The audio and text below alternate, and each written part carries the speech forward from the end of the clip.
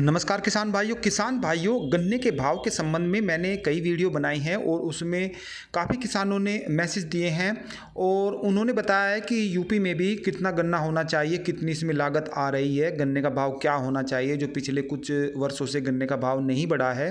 तो उस संबंध में काफ़ी मैसेज किसानों ने दिए हैं, वे मैं उनमें से कुछ खास मैसेज पढ़ के इस वीडियो में बताने वाला हूँ और कुछ किसान भाइयों के मैं नाम भी पढ़ के बताऊँगा कि उन्होंने कितने गन्ने भाव की मांग की है, या कुछ किसानों ने अलग से भी कुछ टॉपिक रखे हैं, अपनी भावनाएं व्यक्त की हैं, तो वे कुछ मज़ेदार मैसेज हैं, वे भी मैं पढ़ के बताऊंगा।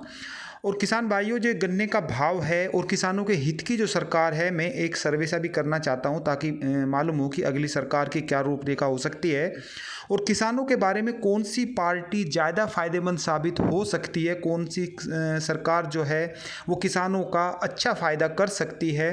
तो उसके संबंध में आप BJP, Samajwadi party, Bahujan Samaj party, RLD और कांग्रेस, इन चारों पार्टी जो खास उत्तर प्रदेश में हैं, इनमें से आप किसकी सरकार देखना चाहते हैं, कौन सी ऐसी सरकार है जो किसानों के हित में ज़्यादा अच्छा काम कर सकती है। तो इस संबंध में आप मैसेज करें।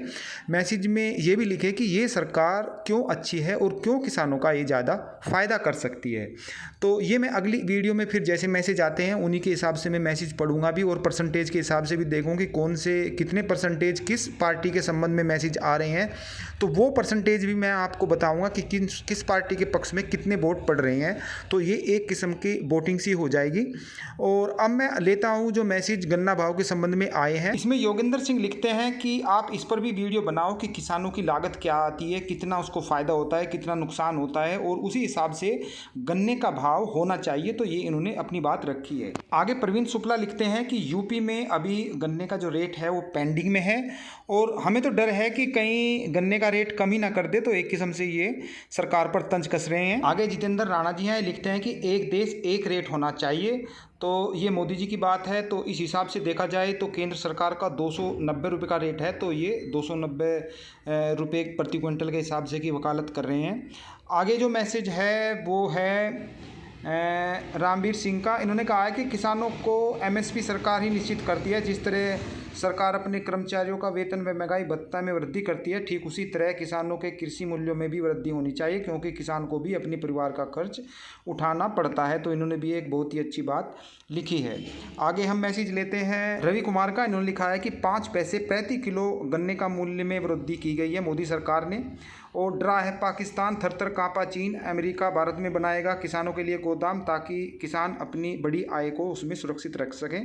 तो उन्होंने बहुत ही मज़ेदार तंज सरकार पर कसा है, जो कि आजकल के न्यूज़ में आप भी सुनते हैं, तो उसी हिसाब से इन्होंने इन पे तंज कसा है। अब हम उन नामों को देते हैं जिन्होंने गन्ना मूल्य कितना होना चाहिए अपनी राय रखी है। तो इनमें राजकुमार, अमीन खान, विकास चौधरी, राम केलवाल वर्मा, इन्होंने कहा है कि कम से कम 400 रुपये का तो गन्ना रेट होना ही चाहिए।